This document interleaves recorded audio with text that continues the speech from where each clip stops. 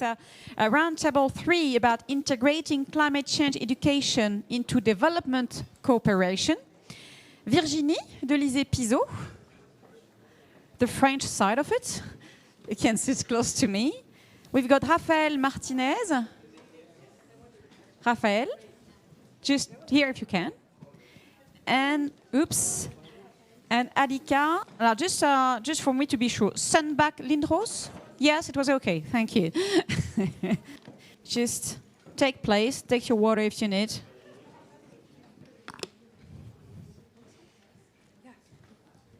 And we're going to be launched in another universe. After the philanthropics, the development agencies. Complex dossier we're talking about. I guess we're just in it now. I'm sure we'll get a question like this. I mean, for sure. I mean, we will like... you're ready? Fantastic. We're waiting for the answer. So, during this roundtable, we'll try to show how development agencies integrate climate change education in their programs, or do not integrate, but I hope you integrate. Indeed, the bulk of funding in education comes from the development agencies, but the greening education dimension is still rather new, so we're going to talk about it. First, Virginie. Virginie crossed the world capital to join us. Yes, west from east. I mean, no, east from to west. I guess. Sorry. She has since AFD. Okay, sorry. She has been heading for 2 years now the education section at AFD, Agence Française de Développement, the French development agency. She leads a team of experts in charge of preparing and monitoring the implementation of programs financed by AFD. Then we talk with Raphaëlle Martínez. I should say, how do you pronounce your name in the Argentinian way? Raphaëlle Martínez. Raphaëlle Martínez would be Raphaëlle Martínez. No, Raphaëlle Martínez, fantastic. Raphaëlle coming from Argentina. She leads the technical team at the Global Partnership for Education, GPE, created in 2002. GPE is both a partnership and fund, focused on providing quality education to children in lower income countries. With her team, she supports governments' capacities to develop evidence-based education policies and plans for climate-smart education systems. And then, then Annika. And Annika comes from Finland, but she comes from Belgium today, I think. Yes. After working for the National Agency for Education in Finland, she works now at the European Commission in Brussels. She leads climate and education at the Directorate General for International... I lost my mic. It came back. Directorate General for International Partnership, DG INPA, for the people knowing these abbreviations. DG INPA is the biggest development partner globally. It works on education partnerships with ministries of education in more than 80 developing countries, with a current education budget envelope of 6 billion euros for the period 2021 to 2027. So that's for the people you've got in front of you. And I'm just going to give the floor to Virginie for AFD. You've got 5 to 7 minutes. Thank you so much, Dorothée, and thank you for the audience. It is the last round table, so the audience is very brave. First of all, I would like to warmly thank OCE for hosting us at this conference. I'm really happy to be here today. We all agree that the emergency is here, and unfortunately, as the news reminds us daily of the urgency to act. Last week, during the African States Climate Conference held in Nairobi, it was recalled that the world is not on track to keeping within the 1.5 degree limit agreed in 2015 in Paris, and that global emissions must be cut by 45% in this decade. So, what about AFD's now? As you may know, AFD's mandate is to contribute to the implementation of France's development and solidarity investment policy. And in this framework, its strategy is to deploy a 100% SDG, Sustainable Development Goals, I think everybody knows this acronym, SDG approach by combining 3 dimensions. First one is planet. That means climate, environment, social issues, and democracy and institutions. As I'm used to saying, within AFD, education in the sense of the whole continuum, as we cover from preschool education to employment through vocational training and higher education. Education is at the heart of achieving all SDGs. So, how does AFD, as donor, address these huge challenges? I will focus on the planet dimension, of course, this morning. Firstly, a few key figures. In 2022, of the 12 billion fundings provided by the group, 6 billion were dedicated to climate finance. Of this 6 billion, the education sector devoted more than 30%, precisely 33% of this financing to climate change, adaptation or mitigation.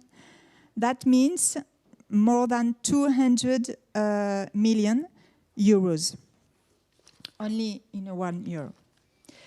In concrete terms, we finance investments and support policy, public policy dialogue with ministries with a view to fostering the development of knowledge and skills, with a specific attention of planification, financing, girls' education. I would like to come back to this topic later, and management of educational infrastructure, which have to meet growing demand for schooling while limiting their impact of the environment.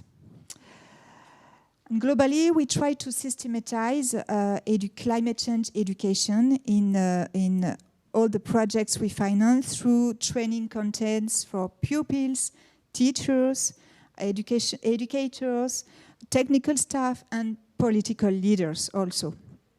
And among them, we are seeing growing demand. And this trend is a highly positive sign. In order to maximize the impact of our financing, we focus on key areas. Promote the emergence of virtuous behavior in favor of the climate and biodiversity. Develop skills to implement the ecological transition in all economic sectors. Support the ecological transition by integrating a social component. Develop sustainable, environmentally friendly, and energy-efficient infrastructure. These 4 points of attention are broken down into the 3 sectors of the educational spectrum. First, in the field of basic education, our financing operates on 2 levels. At the educational infrastructure, we foster minimal environmental impact during infrastructure construction or renovation, for example, by using local materials and minimal maintenance and so on, setting up water of hygiene services, for example. At the teachers level, AFD, I give you one example. AFD granted a program called Apprendre, in French, learn, deployed in 26 countries to enhance practices of teachers in science teaching and climate change education through, for example, the renovation of pedagogy and the ways to teach these issues. In vocational and technical training that we called TVET, the main goal is to help people to enter or maintain the job market. And this is crucial because, you know, many sectors, numerous sectors, economic sectors, are concerned by climate change. In the industries or agriculture, energy, electricity, sustainable forest management, for example. And AFD supports both initial or continuing training by adapting curriculums or contents to the challenge of climate change and to train trainers in these issues. Yeah, so I'll go faster. In higher education and research, our funding is aimed at sustainable, energy efficient and environmentally friendly infrastructure, as well as the development of fields of excellence in higher education establishments for sustainable socio-economic development, and also to contribute supporting national research and innovation in order to link between regional and international networking.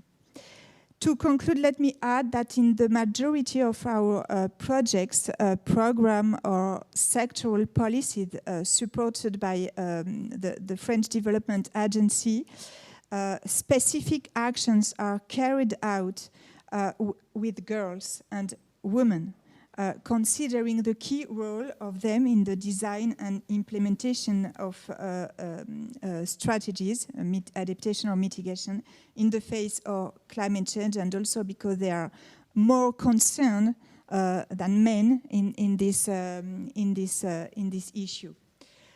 There's so much to say, but I know I have to stop here, but we'll get to in the exchange later. Thank you. You'll be able to say more. Thank you, Virginie. Thank you for this. Yes, everybody should have a mic. Thank you, Virginie. Now we're going to give the mic to Raphaëlle. Sorry, because we put this Raphaëlle in French. You're just going to talk to us about the Global Partnership for Education. No, you've got nothing to do. It should work. Okay, super. Try speaking it. 1, 2, 3. Yeah, fantastic. Close from your mouth. All right. Thank you, Dorothée, for introducing me and the partnership. But just to say a few words about who we are, because it matters for like how we think and work climate and education. So we're a global partnership, meaning that we're a partnership, but we're also a fund. And we only work in lower income countries where we incentivize inclusive and evidence-based policy dialogue, where education stakeholders at country level, but also global level, would seek to align their political will, but also their resources, whether it's technical or political or financial resources, and whether they're coming from the domestic financing, the international financing, the resources coming from the civil society or the private sector, behind one priority policy reform that should have the best potential for transforming education systems. Because given the current magnitude of the learning crisis, according to the World Bank, for instance, there's 70% of children in the world were unable to read and understand a basic text by the age of 10. So it is quite urgent that we cease business as usual and that we do invest into reforming education systems. And so our goal in GP is to support education systems that are equitable, that are resilient and inclusive of all children, regardless of background and location. Because location matters when it comes to climate change. But also because we aim to achieve systemic and sustainable and lasting results, it became quite apparent that if we didn't work actively in addressing the climate crisis in addition to the learning crisis, then all of our investments and efforts would be fully undermined. So in 2021, when we run our replenishment campaign and conference, our partner countries called us out, asking us to accelerate our engagement into addressing the question of climate change, but not only as like education being resilient to climate change, because there is a long tradition and a lot of investment as like investing in education preparedness and resilience to climate change, but also as education as a solution for climate action. And so because we're an evidence-driven partnership, we're starting embarking into that question by conducting a review of evidence to better understand the two-way relationship between education and climate.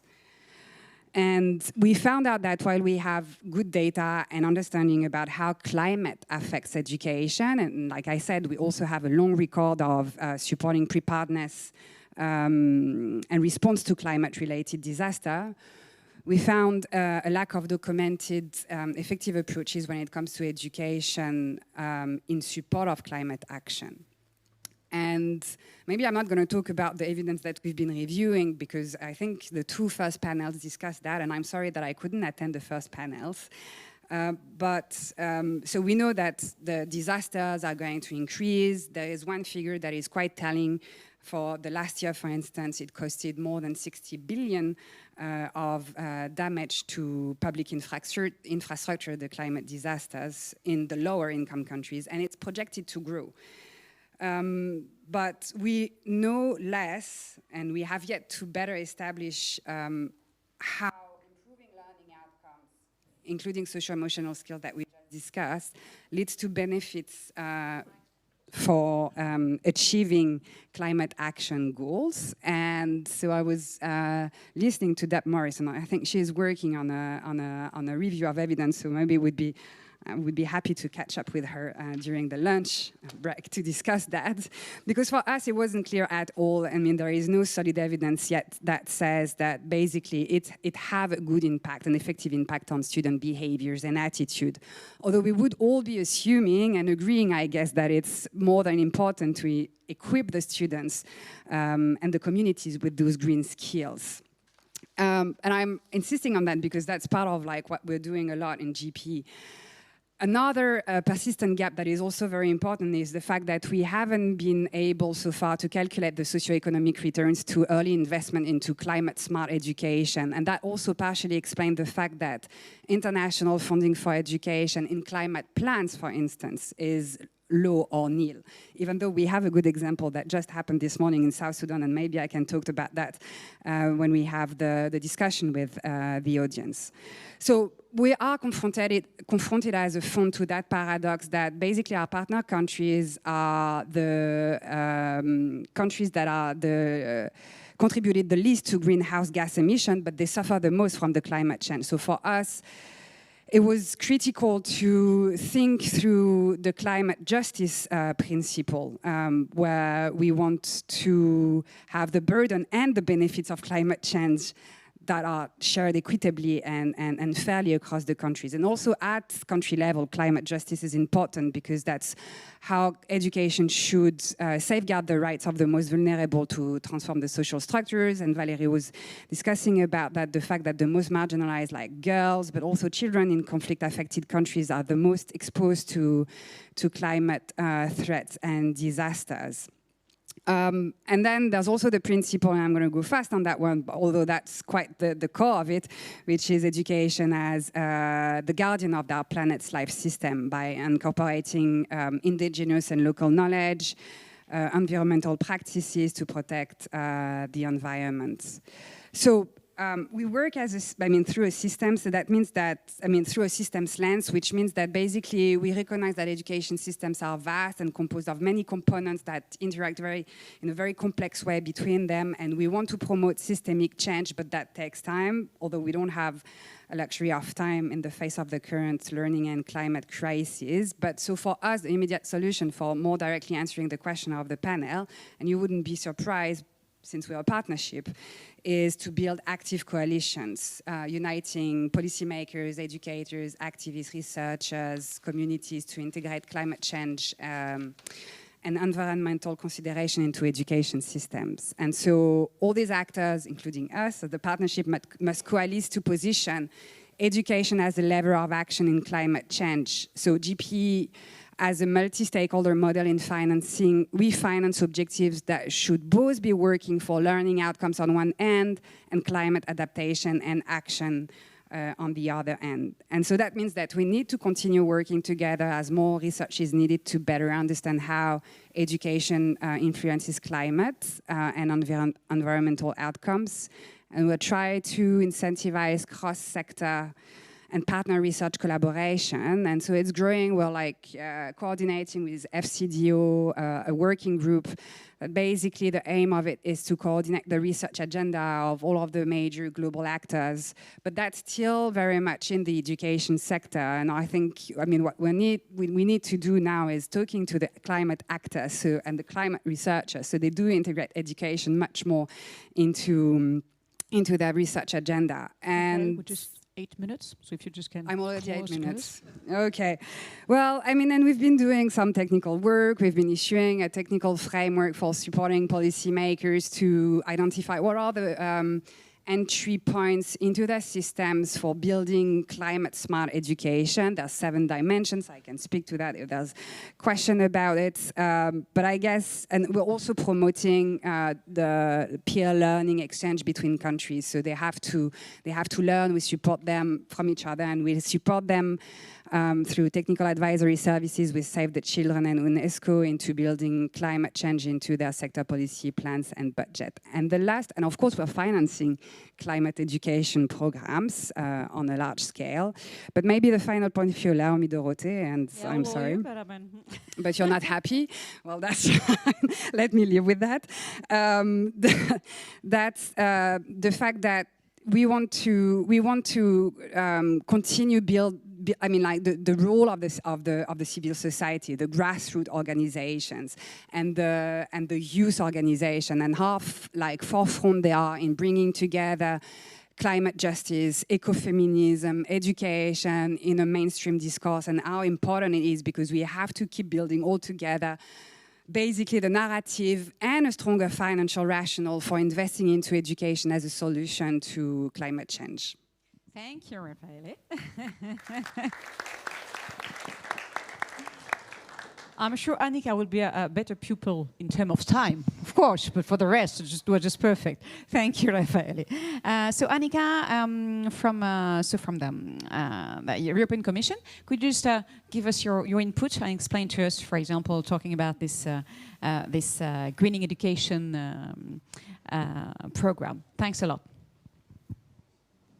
Dear participants, is it okay if I walk around a little bit? You can walk, of course, jump, dance, do whatever you want. So I can still catch your attention for around 5 to 7 minutes. And after that, I really, really encourage the audience, the participants. I think as we are discussing development cooperation, we really need comments from also developing countries. And yes, let me start by saying félicitations and congratulations to the Office for Climate Education for bringing together such a global group to discuss these issues. I think it's really, really important. And then before going into the global partnerships that the EU is developing and creating, I wanted to say a few words on the European Union and what's happening within the Union. So the EU, as you might know, has a very ambitious climate agenda with an aim of climate neutrality by when? Does anyone know? 2050, yes. With the Green Deal. But the EU also supports climate justice. So we are the biggest contributor to global climate financing together with the member states. And recently at the Climate Action Summit in Nairobi, von der Leyen also supported a proposal for global carbon pricing, where then the revenues would go also to developing countries. And within the European education area, there is a lot happening on climate education. So my colleagues in another DG working on education and culture, they have a working group by ministries of education. You probably know also the French ministry is actively involved. Exactly, yes. So working on climate education, and you have peer learning activities. For instance, the recent one was on resilience of education systems. So resilience is no longer a question only for developing countries, it's for everybody.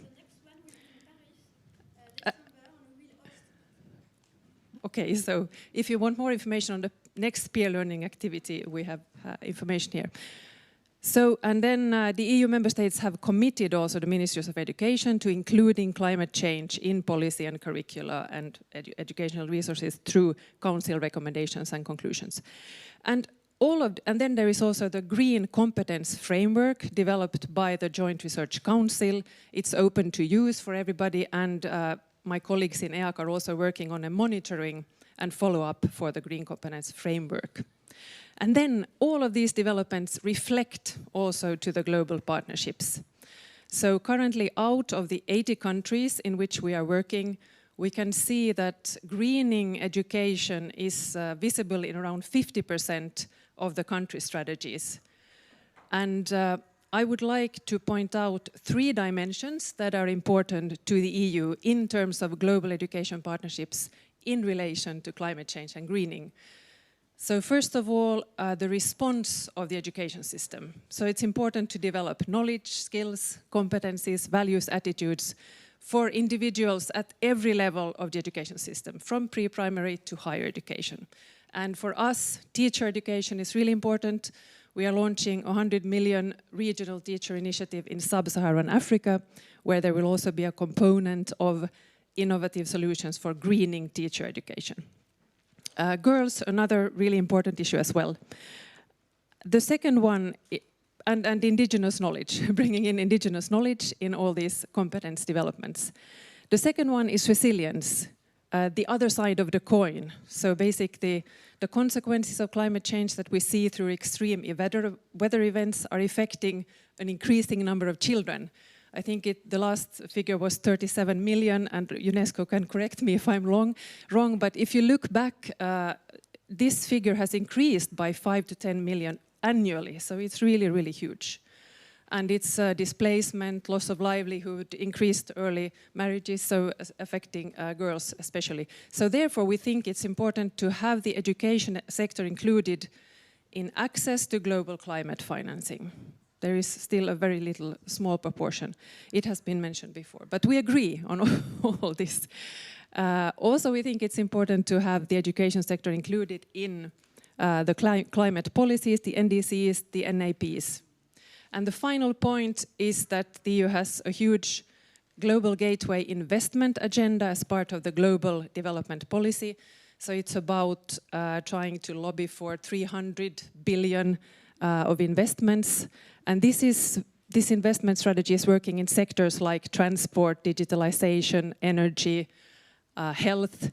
And for us, it's important that each of these sectors view themselves as an important part of the green transition, and that each sector should have a green learning component to it. So it's basically not saying that there are only a few sectors relevant to the green transition. No, all of them are. And I think that will be my final point here, and I'm looking forward to questions. Exactly. I mean, you got 20 out of 20 for the Thank you, Annika. Thank you. Well, thank you for getting up, for standing like that, just to wake up the audience. Yeah. So thanks for everything. I'm just going to ask you 1 or 2 questions, because I want you to leave the audience ask questions. It's quite important because they've got access to you this morning, so I think it's really important for them to be able to ask the question. I'm just going to ask one first. Let me ask one, and then you've got all the time for you. My question would be, we're talking about the access to financement. I think it's quite important, either to EU, talking about the GPE with a fund and for AFD. About the complexity of financing processes.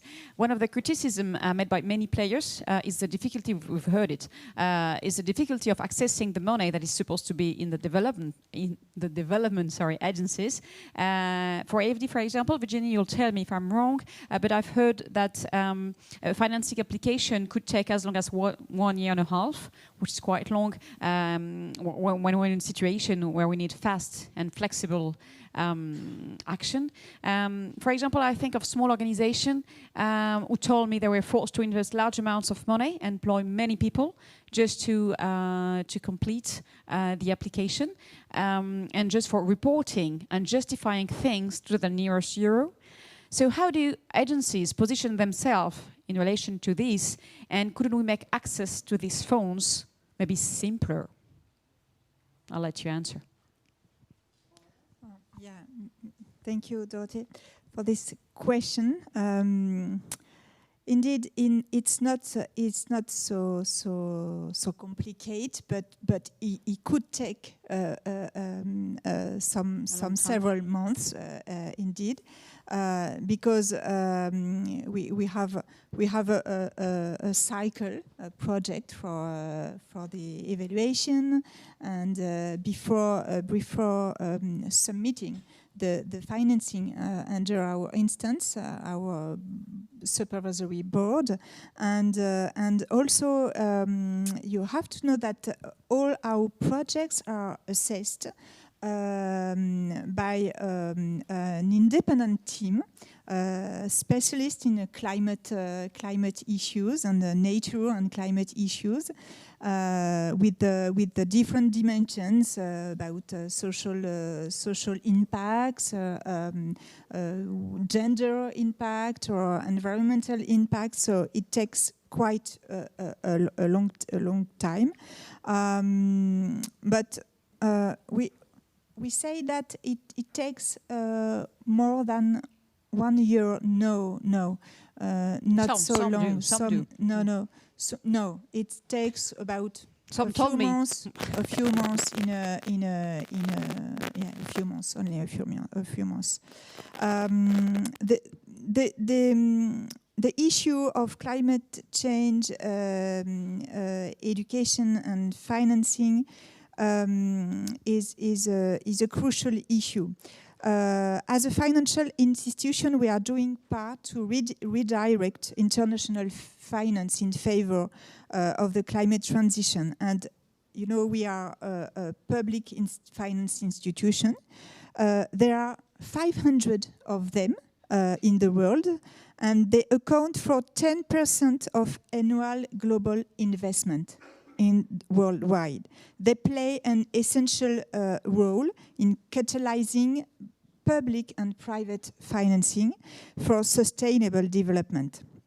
And according to the latest studies available, we note that these 500 public institutions, finance institutions, devote only 3% to the SDG 4 for education, and 36% of their financing to the SDG 8, employment. So, when it comes to education, only a very large, important, significant mobilization, financed mobilization of the international community can make a difference. Okay, thank you. Do we have Annika, Raphaëlle? Do you want to? You've got a mic over there if you want. Pardon, oui. The one you want, if it works. Yeah, I mean, there's always that inevitable tension between disbursing fast or taking the time of being inclusive, involving the communities into designing the right programs for the right results. And I mean, it would take time for the GP to develop. And also, we are a very distributed model. So we're working through grant agents, coordinating agencies. I mean, us sitting both at the secretariat level in Paris or in Washington, we're not directly involved into operations at country level. But we're taking the bet that because of the promotion of our model, which is inclusive of all sort of voices, development agents, but also the government and the civil society and the private sector where they're interested in contributing, that support more lasting results and more effective results at country level. And also building like investing into structural changes. So all of what you were discussing as like the time that it takes to design a program or the time it takes to report back to the donor, etc., we're always using country systems. So it's not that we're asking for like direct report to us, but we're using our programs and our investments for building more capacities into the country systems, meaning the government having a better capacity to plan ahead, having a better capacity to have data systems and monitor the effects of their programs and report back for better accountability of the results, etc. And then the third point that I wanted to make is that we also adapt to the context, right? So in some contexts, when there is a crisis, a disaster, and we have to act fast, and it's no development, but it's emergency, then we also have the financing channels and tools for acting quickly. But that we know that it's a patch for a crisis situation, and that we need more time to be cohesive. As well. And the complexity, yeah, both, I guess, they come together. I think my points are valid for both aspects. Annika, or we'll just leave Annika and then you'll come to you. Very, very briefly, DG INTPA works in a very decentralized way, aligned with the needs of those partner countries we are working with. So there is a country strategy that is developed in dialogue with that partner country. So if you're interested, they're called multi-annual indicative programs, MIPS. And they're all available. You can Google them if you want to see Nigeria, for instance. You just see MIP Nigeria for 21 to 27, for the whole budget period. And then after that, there is normally a needs analysis and there is dialogue with the Ministry of Education then in the country of Nigeria. Now you have a new government, so we will have new negotiations, I just learned. And then it's a question of basically then looking at implementing partners who are in that country. So it's very, very decentralized. Okay. For the INPA part. And briefly, maybe also on the resilience. So we also work with DG ECHO, who is the humanitarian Directorate General for quick resilience, rapid response action for education. Yeah, I would just like to add an important point raised by Raphaëlle, and that's why it takes quite a long time to before implementing the project that we have in all our projects, in all the sectors we operate. We have a strong dialogue before implementing the projects, a strong dialogue with the national authorities that we support, and that could take quite a long time, indeed. This dialogue is crucial because it's how say it's essential to design and to design the project before implementing on the ground. Okay. And it could take quite a long time, sure. Thank you for this answer. So now, that's your turn. So, we had a question. Sir, over there? I saw your hand 5 minutes ago, so I kept it in mind. Thank you. Can you just introduce yourself and ask your question? Yes, of course. My name is Juan Carlos Andrade. I come from Mexico. In the last panel, we were talking about the gender issues. I would like to talk about the civil society organized. Because it's really difficult for the civil society to access to the funds because it is a very strong and hard process. And our organizations, NGOs and so on, are not prepared to prepare the proposals or the projects or the protocols that are needed to access to those funds. In which ways are you supporting NGOs and civil society to access to those funds? And in my thinking, it is really crucial to do that because if you don't have experience, you don't access. But if you don't access, you don't have experience. So it's how can we support this level of action? Thank you. Thank you for your question. It was a bit of my question was talking about complexity. The fact is there's time, but it's so difficult just to understand what maybe you can ask for and to mobilize so many people sometime that you've got to recruit just to fill a form finally. Just can you react on that? Maybe a brief response to your. We know that this is always a problem. One solution that was, for instance, included in the Erasmus Plus higher education capacity building program. That's of course not INTPA directly, but it was that basically the partnership had to consist of both partners with long-term experience and then also newcomers, so that those ones with the experience were forced to include newcomers. And I think that's basically maybe the only way to do it, because you will always otherwise have those same people, experienced actors accessing the funds. So maybe something coming from the financing organization in terms of criteria. Virginie, you want to? Yes, just illustrating by an example, because I think it's the best way. For example, totally agree with with your challenge to access to our fundings, but in several countries, we for example supporting for girls or women in sub-Saharan Africa, we are implementing in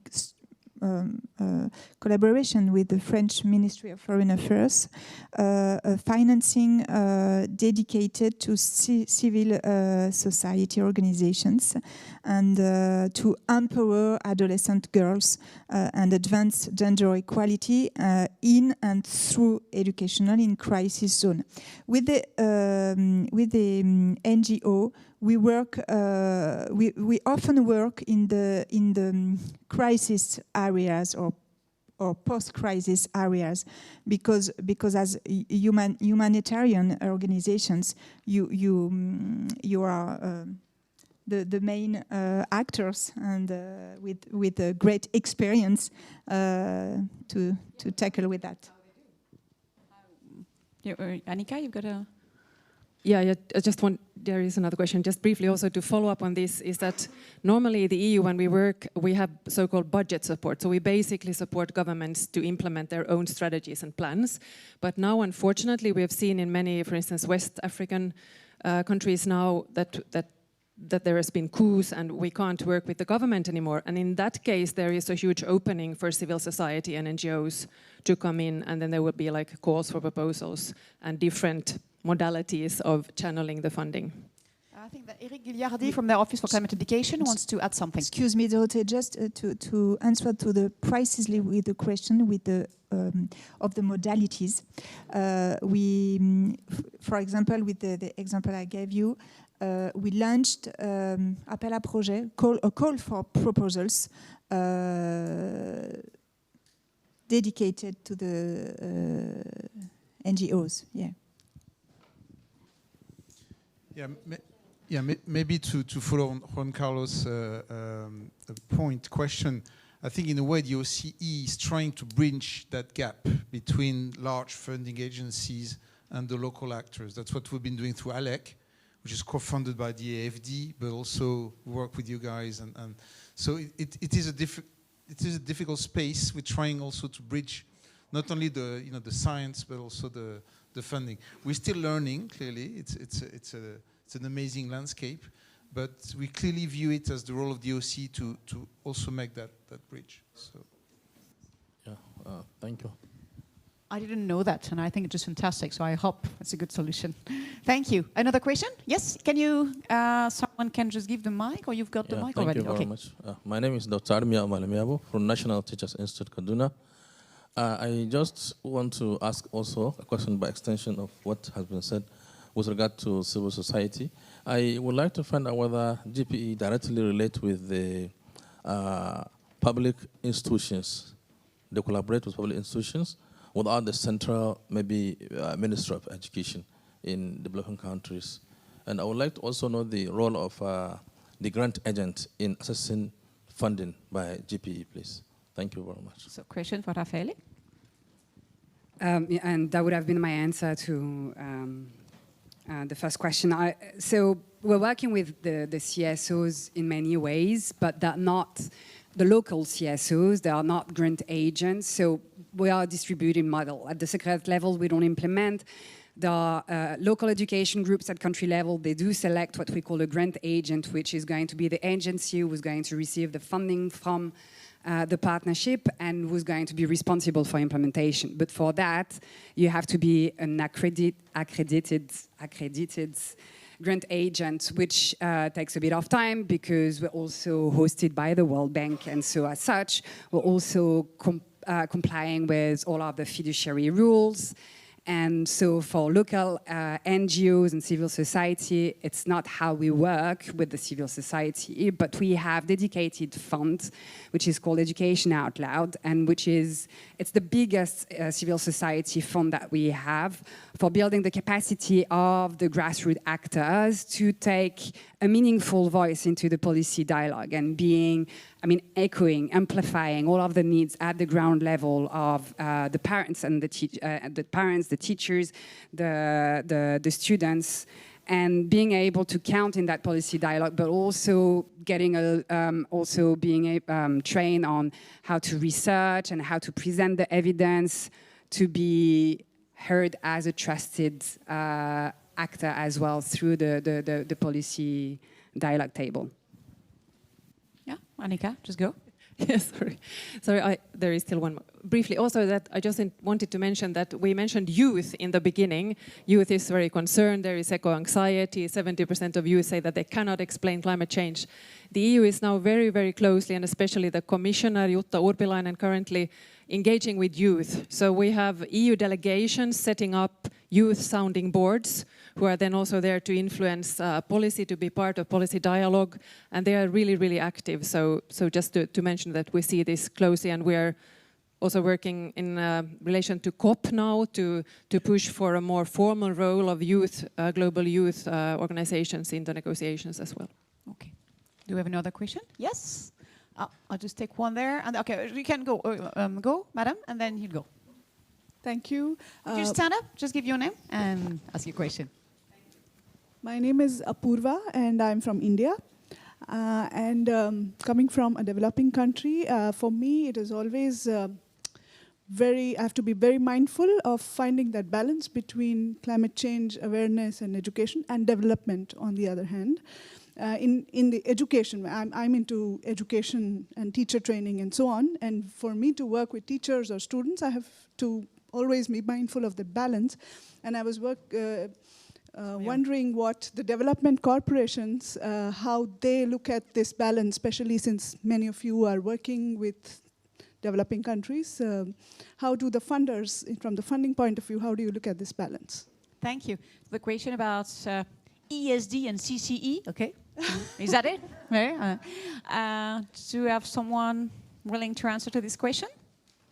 What the balance? How do we do the balance? And I mean, on climate change education, how is it organized balance with sustainable development education? Do we have an answer? I think we are aiming for sustainable growth. But I think I actually brought this up as a background question for the panel because I think there's really an ethical issue here. We really need to closely also listen to the partner countries we're working with because, of course, we are the ones responsible for climate change. So we can't just come with criteria or conditions.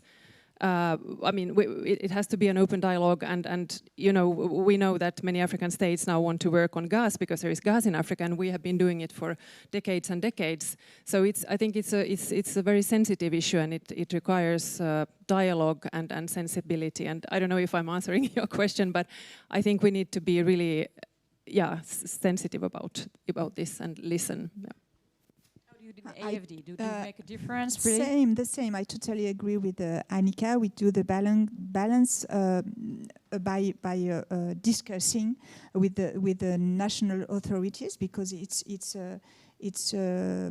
your development, your economic development, and your issues to manage to deal with this balance questions between economic development and social development and face to climate change.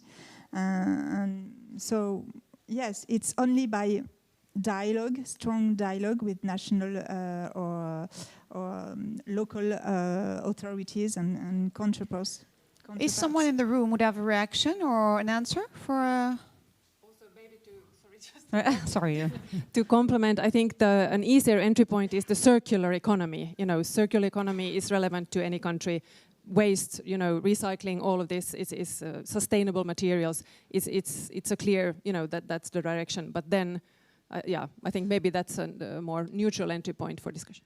So Go, Chair Yeah. go for Raphaëlle. and I mean that's also something that we're trying to think. I mean, it's like opening the education sector and avoiding that siloed approach where the education people speak to the education people. So like Annika and Virginie said, it's about discussing with other line ministries, not just education, but the ones that are responsible for productive sectors as well. And I think what is the responsibility of the education activists and the sector is to show that if we don't factor the question of climate, then there will be no jobs, there will be no growth, and there will be no peace and security, so that everything is interrelated.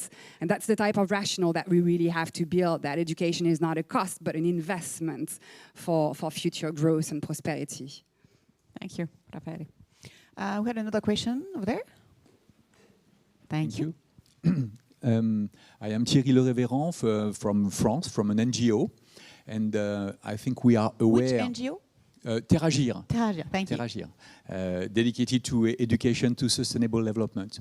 And so I think that we agree that we are aware that today we need huge transformations in the world, in the way we consume, in the way we produce, and in the way we educate.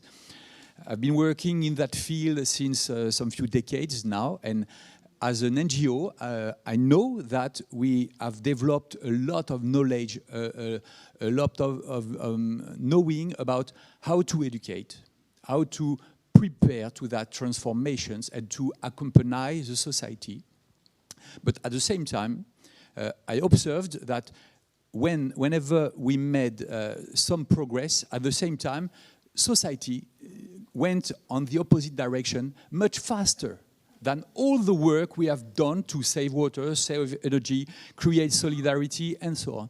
And today I'm questioning, in fact, how far education is really a priority to transform the world. Because you explained that 3 billion will be dedicated to transform to green businesses and industry, and that's fine. But at the same time, some few years ago, there was a plan to support new technologies in Europe, about 100 billion. So I'm not against technologies, we need them, of course, but they don't include education in itself, and we definitely, desperately need education.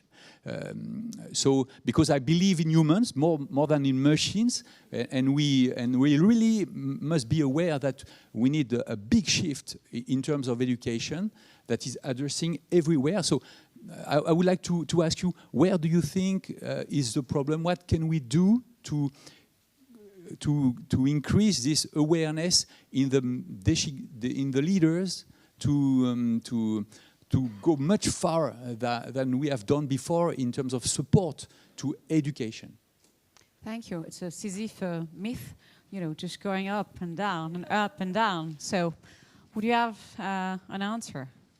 I think I already answered in a way. I mean, that's what we're working as the global partnership, as trying to work with others and also through different global level mechanisms of coordination to show that education is not a cost, but an investment. And so I think we have to be a little bit more active into thinking or rethinking, because that work has been done, but the environment has changed so much about what are the returns to education. And there are also immediate returns, because we keep saying, oh, there is no immediate returns to education, they're just long term, and it's not actually very appealing or enticing to the global leaders. But actually there are immediate returns, and so I think that's the work that we have to do. That has to be evidence-based, but also very inclusive of all different actors, and showing that there is a citizen request and ask for more education, but also there are direct benefits, shorter term, longer terms. There's plenty out there. It's a matter of just getting organized and making that coalition again.